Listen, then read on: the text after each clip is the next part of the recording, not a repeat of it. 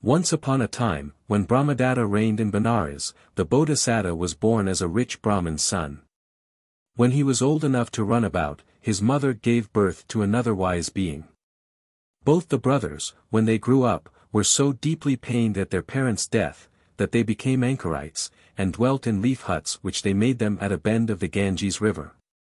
The elder had his lodge by the upper Ganges, and the younger by the lower river. One day, a serpent king, his name was Maikaha, or Jewel Throat, left his dwelling place, and taking the shape of a man, walked along the river bank until he came to the younger brother's hermitage. He greeted the owner, and sat down at one side. They conversed pleasantly together, and such friends did they become, that there was no living apart for them. Often and often came Jewel Throat to visit the younger recluse, and sat talking and chatting. And when he left, so much did he love the man, he put off his shape, and encircled the ascetic with snake's folds, and embraced him, with his great hood upon his head. There he lay a little, till his affection was satisfied. Then he let go his friend's body, and bidding him farewell, returned to his own place. For fear of him, the hermit grew thin, he became squalid, lost his color, grew yellower and yellower, and the veins stood out upon his skin. It happened one day that he paid a visit to his brother. "Why, brother," said he, "what makes you thin? How did you lose your color? Why are you so yellow, and why do your veins stand out like this upon your skin?" The other told him all about it. "Come tell me," said the first, "do you like him to come or not?" 284, "No, I don't." "Well, what ornament does the Serpent King wear when he visits you?" "A precious jewel." "Very well. When he comes again, before he has time to sit down, ask him to give you the jewel. Then he will depart without embracing you in his snaky folds. Next day stand at your door, and ask him for it there. And on the third ask him just as he emerges from the river. He will never visit you again." The younger promised so to do, and returned to his hut. On the morrow, when the serpent had come, as he stood there the hermit cried, "Give me your beautiful jewel." The serpent hurried away without sitting down. On the day following, the hermit stalled at his door, and called out as the serpent came, "You would not give me your jewel yesterday. Now today you must." And the serpent slipped off without entering the hut. On the third day, the man called out just as the serpent was emerging from the water, "This is the third day that I have asked you for it. Come, give this jewel to me." And the serpent, speaking from his place in the water, refused, in the words of these two stanzas. "Rich food and drink in plenty I can have, by means of this fine jewel which you crave. You ask too much, the gem I will not give, nor visit you again while I shall live. Like lads who wait with tempered sword in hand, you scare me as my jewel you demand. You ask too much, the gem I will not give, nor ever visit you while I shall live." 285, with these words, the king of the serpents plunged beneath the water, and went to his own place, never to return. Then the ascetic, not seeing his beautiful serpent king again, became thinner and thinner still. He grew more squalid, lost his color worse than before, and grew more yellow, and the veins rose thicker on his skin. The elder brother thought he would go and see how his brother was getting on. He paid him a visit, and found him yellower than he had been before. "Why, how is this?" "Worse than ever," said he. His brother replied, "It is because I never see the lovely king of serpents." "This hermit," said the elder, on hearing his answer, "cannot live without his serpent king," and he repeated the third verse. "Importune not a man whose love you prize, for begging makes you hateful in his eyes." The Brahmin begged the serpent's gem so sore, he disappeared and never came back more. Then he counseled his brother not to grieve, and with this consolation, left him and returned to his own hermitage. And after that, 286, the two brothers cultivated the faculties and the attainments, and became destined for the heaven of Brahma.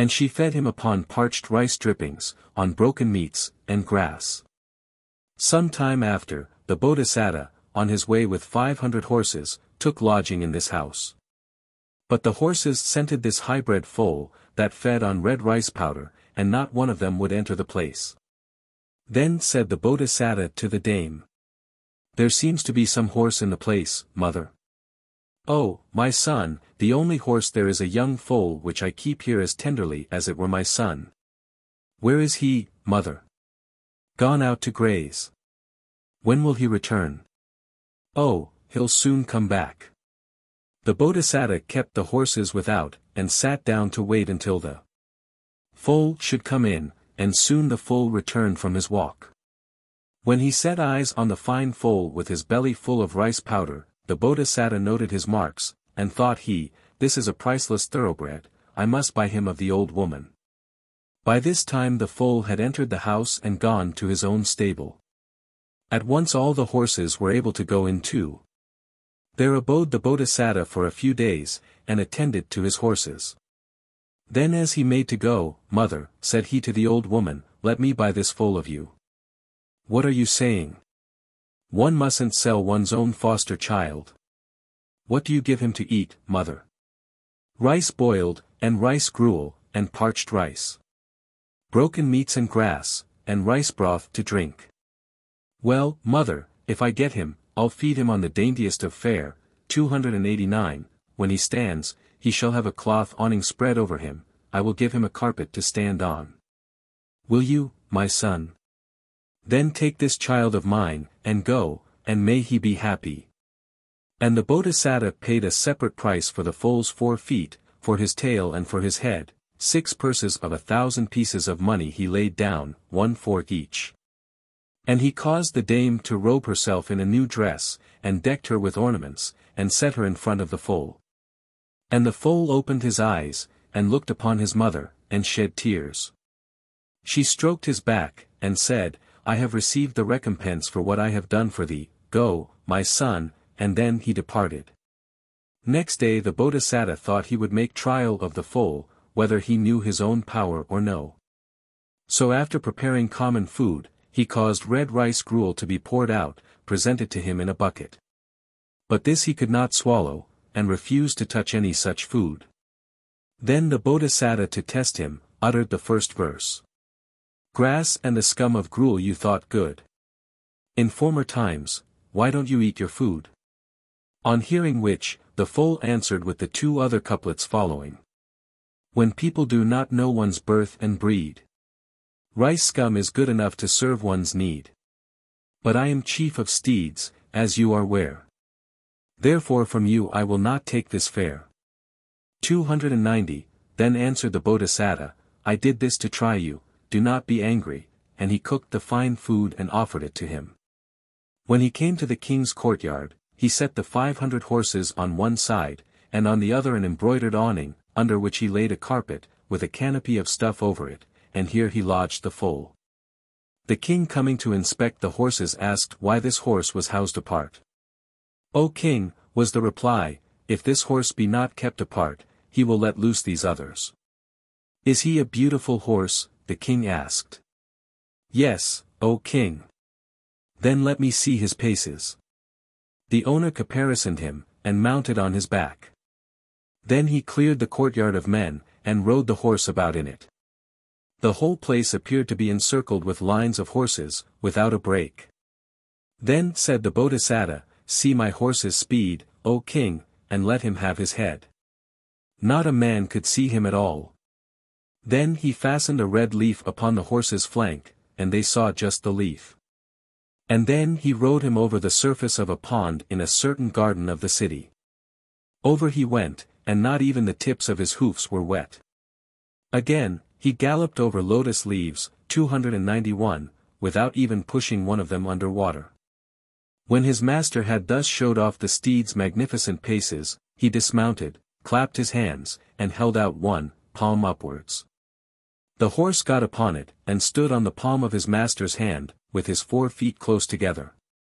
And the Bodhisattva said, "O mighty king!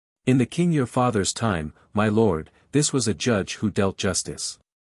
Him should you take to help you in the awarding of justice. The prince looked at him. Thought he, a man with mind and reason is not so hairy as all that. This witless ape cannot dispense justice. And he repeated the second stanza. There's no wit in this hairy creature, he breeds no confidence. He knows not, as my father taught, the animal has no sense. 299, so it must be, my lord, said the courtiers, and led him away. Yet once again did they dress up the very same monkey, and bring him to the hall of judgment. Sire, said they, in the time of the king your father this man did his duty to father and mother, and paid respect to old age in his family. Him you should keep with you. Again the prince looked at him, and thought, monkeys are fickle of mind, such a thing they cannot do. And then he repeated the third stanza. One thing Dasaratha 140 has taught me, no help such a creature would send. To father or mother, to sister or brother, or any who call him friend. So must it be, my lord. Answered they, and took him away again. And they said amongst themselves, 'Tis a wise prince, he will be able to rule, 300, and they made the Bodhisattva king. And throughout the city by beat of drum they made proclamation, saying, the edicts of King Mirror-Face. From that time the Bodhisattva reigned righteously, and his wisdom was noised abroad throughout all India. To show forth the matter of this wisdom of his, these 14 problems were brought to him to decide. An ox, a lad, a horse, a basket knight. A squire, a light olove, and a young dame. A snake, a deer, a partridge, and a sprite. A snake. Ascetics, a young priest I name. This happened as we shall now explain. When the Bodhisattva was inaugurated king, a certain servant of King Janasandha, named Khmaika, thus considered within himself, this kingdom is glorious if it be governed by aid of those who are of an age with the king. Now I am old, and I cannot wait upon a young prince, so I will get me a living by farming in the country. So he departed from the city a distance of 3 leagues, and abode in a certain village. But he had no oxen for farming. And so, after rain had fallen, he begged the loan of 2 oxen from a friend, all day long he ploughed with them, and then he gave them grass to eat, and went to the owner's house to give them back again. At the moment it happened that the owner sat at meat with his wife, and the oxen entered the house, quite at home. As they entered, the master was raising his plate, and the wife putting hers down. Seeing that they did not invite him to share the meal, Khmaika departed without formally making over the oxen. During the night, thieves broke into the cow pen, and stole the oxen away.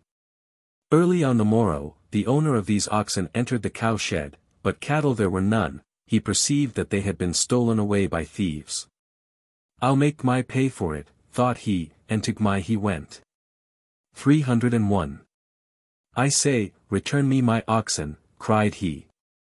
Are not they in their stall? Now did you return them to Met? No, I didn't. Here's the king's officer, come along. Now this people have a custom that they pick up a bit of stone or a potsherd, and say, here's the king's officer, come along. If any man refuses to go, he is punished. So when Khmai heard the word officer, he went along. So they went together towards the king's court. On the way, they came to a village where dwelt a friend of Khmai's. Said he to the other, I say, I'm very hungry. Wait here till I go in and get me something to eat. And he entered his friend's house. But his friend was not at home. The wife said, Sir, there is nothing cooked. Wait but a moment, I will cook at once and set before you. She climbed a ladder to the grain store, and in her haste she fell to the ground. And as she was 7 months gone with child, a miscarriage followed. At that moment, in came the husband, and saw what had happened. You have struck my wife, cried he, and brought her labor upon her untimely. Here's a king's officer for you, come along, and he carried him off. After this they went on, the 2 of them, with Khmai between. As they went, there was a horse at a village gate, and the groom could not stop it, but it ran along with them. The horsekeeper called out to Gmai. Uncle 141 Kagmai hit the horse with something, and head him back. Gallard picked up a stone, and threw it at the horse. The stone struck his foot, and broke it like the stalk of a castor oil plant. Then the man cried, "Oh, you've broken my horse's leg. Here's a king's officer for you," and he laid hold of him. Gmai was thus 3 men's prisoner. As they led him along, he thought, "These people will denounce me to the king." 302, I can't pay for the oxen, much less the fine for causing an untimely birth. And then where shall I get the price of the horse? I were better dead. So, as they went along, he saw a wood hard by the road, and in it a hill with a precipice on one side of it. In the shadow of it were 2 basket makers, father and son, weaving a mat.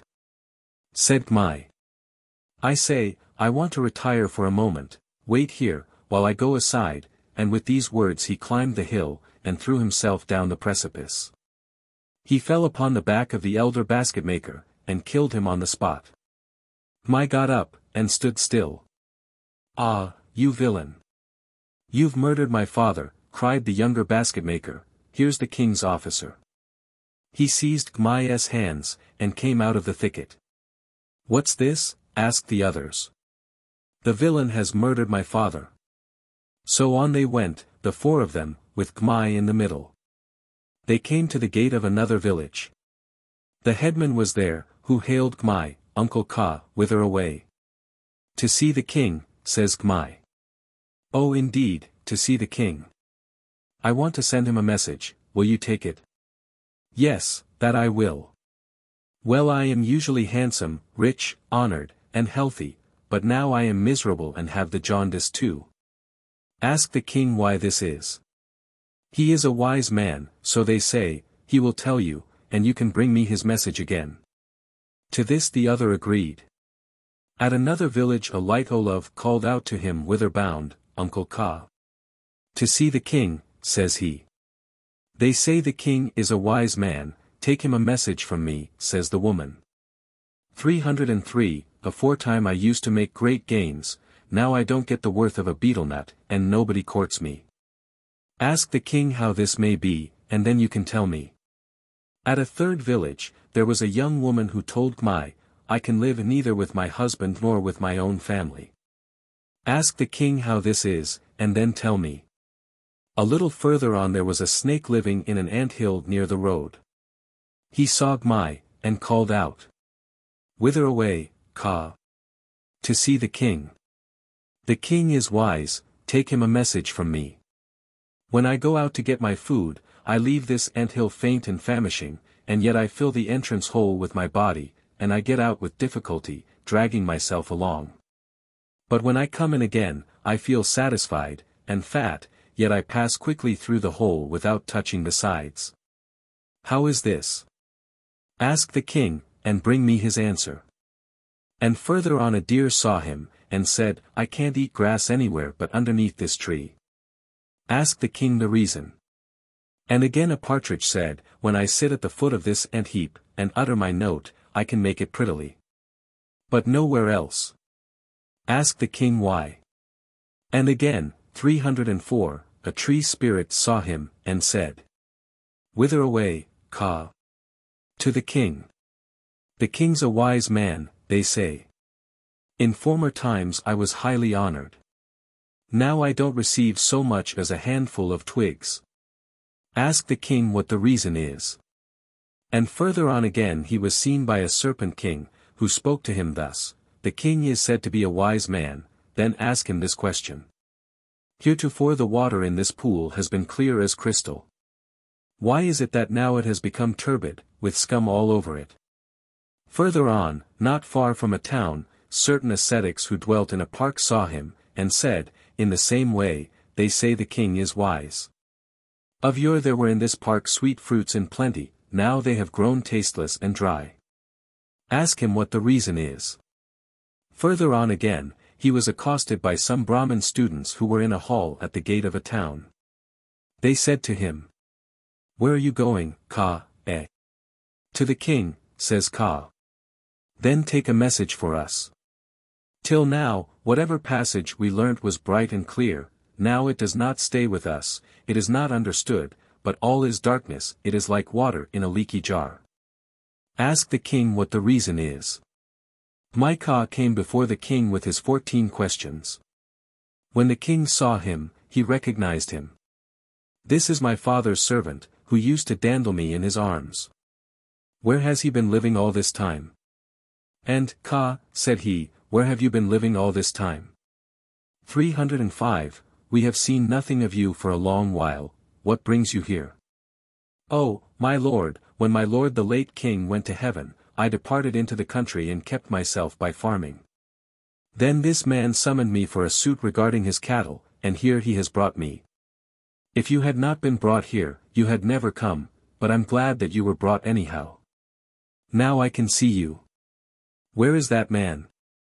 Here, my lord. It is you that summoned our friend Ka? Yes, my lord. Why? He refuses to give back my pair of oxen.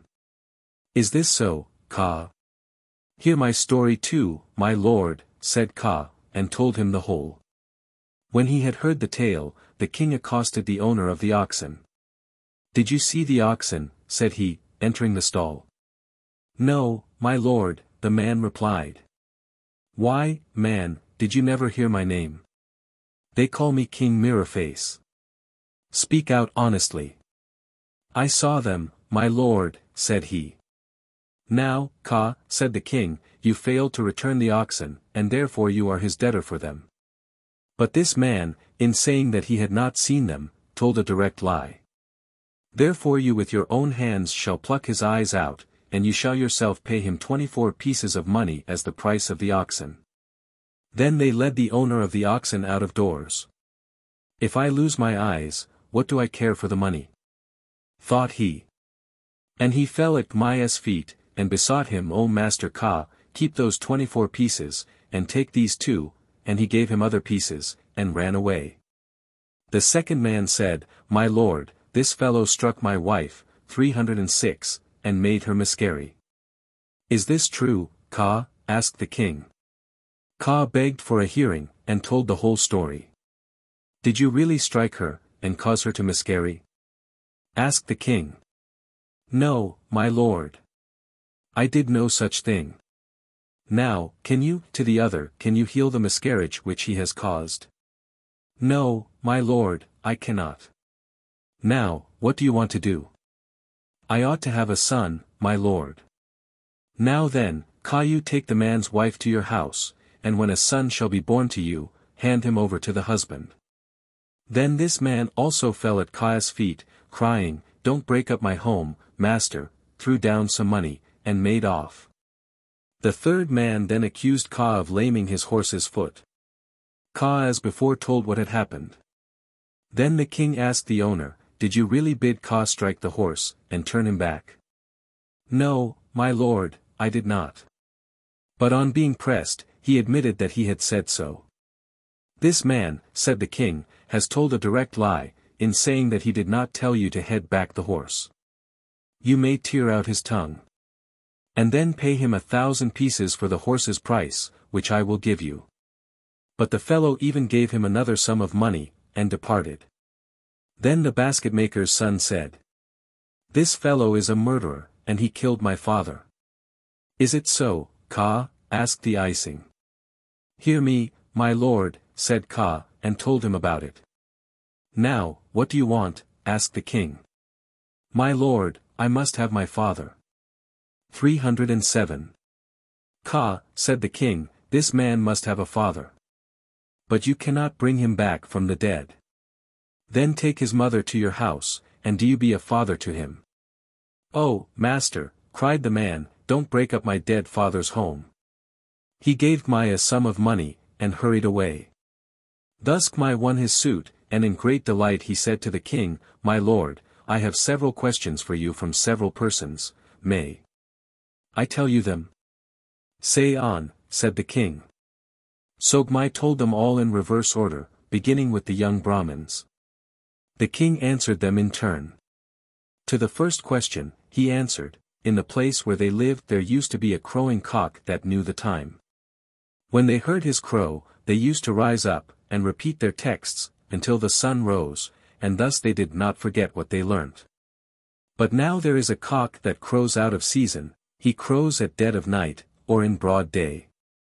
When he crows in the depth of night, up they rise, but they are too sleepy to repeat the text.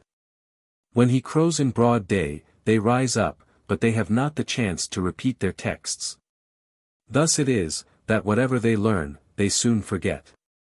To the second question, he answered, formerly these men used to do all the duties of the ascetic, and they induced the mystic trance. Now they have neglected the ascetic's duties, and they do what they ought not to do. The fruits which grow in the park they give to their attendants, they live in a sinful way, exchanging their alms. 142. This is why this fruit does not grow sweet. 308. If they once more with one consent do their duty as ascetics, again the fruit will grow sweet for them.